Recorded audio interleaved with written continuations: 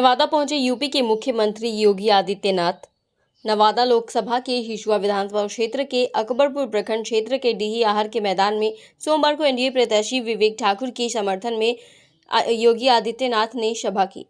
उन्होंने कहा कि राजद से कोई उम्मीद मत कीजिए, वो सिर्फ परिवार की पार्टी है। लालू यादव को परिवार के आगे कुछ नहीं दिखता, परिवार के लोगों को टिकट दे देते हैं। विपक्ष ने केवल समस्याएं दी है, मोदी ने समाधान दिया है। उन्होंने कांग्रेस पर निशाना साधते हुए कहा कि कांग्रेस कभी राम मंदिर नहीं बनवा पाती, न लोगों को मुफ्त राशन दे पाती। योगी ने अखिलेश यादव पर भी निशाना साधा, कहा कि लालू के एक परिवार वाले यूपी में भी है, हमने उन्हें बिल्कुल शांत कर दिया है। बीजेपी जो कहती है वो करके दिखाती है, यही मोदी की गारंटी। हमने एक तरफ भगवान राम के लिए भव्य मंदिर बनवाया, दूसरी तरफ अपराधियों और माफियाओं को राम नाम सत्य पर भेजने का काम किया है। योगी आदित्यनाथ ने कांग्रेस पर लालू परिवार पर जमकर निशाना साधा।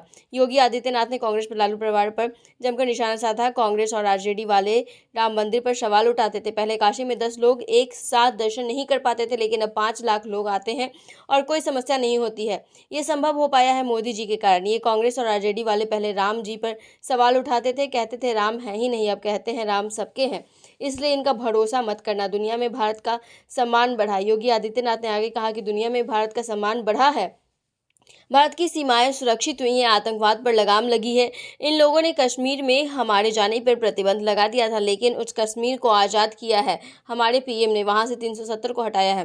देश में नक्सलवाद की समस्या काफ़ी कम हुई है। देश में नक्सलवाद की समस्या काफ़ी कम हुई है। कुछ बचे खुचे होंगे तो इस 5 साल में समाप्त हो जाएंगे। 60 करोड़ लोगों को आयुष्मान भारत के तहत स्वास्थ्य सुविधा मिल रही है। किसानों के लिए किसान सम्मान निधि योजना, 12 करोड़ लोगों के लिए शौचालय, 10 करोड़ महिलाओं के लिए उज्ज्वला योजना पहुंची है। हम यूपी की 80 सीटों में मनकों की माला बनाकर मोदी जी को कहेंगे। योगी का नवादा पहली बार आने के कारण लोगों में काफी उत्साह था। क्या कांग्रेस के लोग अयोध्या में राम मंदिर का निर्माण करते? क्या ये लोग कर पाते? क्या गरीबों को ये लोग राशन दे पाते? क्या सारा तो यही खा जाते थे। आरजेडी के समय में बिहार के सामने पहचान का संकट खड़ा हो गया था ना, और वही गुंडा राज फिर से इन्होंने लागू करने का प्रयास किया। देखो, गुंडों का सबसे अच्छा इलाज यूपी में हो रहा है, देख रहे हैं ना कैसा उपचार हो रहा है। वहां अगर बेटी और व्यापारी के साथ कोई छेड़छाड़ करता है, कोई परेशान करता है, उल्टा लटका दिया जाता है उसको, और नीचे से मिर्च का झोंका अलग से, और उसमें भी वे लोग गले में तख्ती लटका के चलते हैं कि साहब एक बार जान बकस दो, बस आगे से कोई गलती नहीं होगी। और माफियाओं की स्थिति क्या है? हमने एक तरफ श्रद्धालुओं के लिए अयोध्या में भगवान राम का भव्य मंदिर बनवाया, और बहनों और भाइयों दूसरी तरफ बड़े बड़े माफिया और अपराधियों को राम नाम सत्य की यात्रा में भेजने का काम किया। यह कार्य केवल भाजपा कर सकती है बहनों और भाइयों, इसीलिए आज हम सब आए हैं आपके पास। बहनों और भाइयों, बोलचाल की भाषा में हम राम राम कहते हैं, मिलते हैं जय श्री राम बोलते हैं, लेकिन जो कानून नहीं मानता है, देश के खिलाफ साजिश रचता है, उसके लिए भी हम कहते हैं चलो तुम्हारा राम नाम सत्य भी होगा।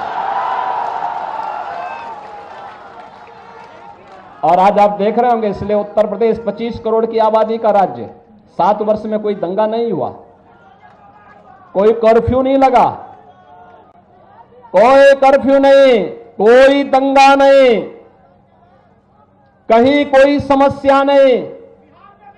और बहनों और भाइयों, आज वही आश्वासन देने के लिए आए हैं, यह काम केवल बीजेपी और एनडीए ही करेगा, और इसी के लिए मोदी जी तीसरा कार्यकाल मांगने के लिए आपके पास इस लोकसभा चुनाव में आए हैं, क्योंकि मोदी जी के तीसरे कार्यकाल का मतलब विकसित भारत की संकल्पना को आगे बढ़ाना। अब तक तो हम लोगों ने कांग्रेस, आरजेडी और इन दलों के दलदल में जो देश फंस करके बड़े बड़े गड्ढे इन्होंने बनाए थे ना, इसको पाटने में और इनके कचड़े को साफ करने में समय लगाया। अब स्पीड बढ़ा करके भारत को ग्लोबल लीडर के रूप में स्थापित करने का समय आ चुका है।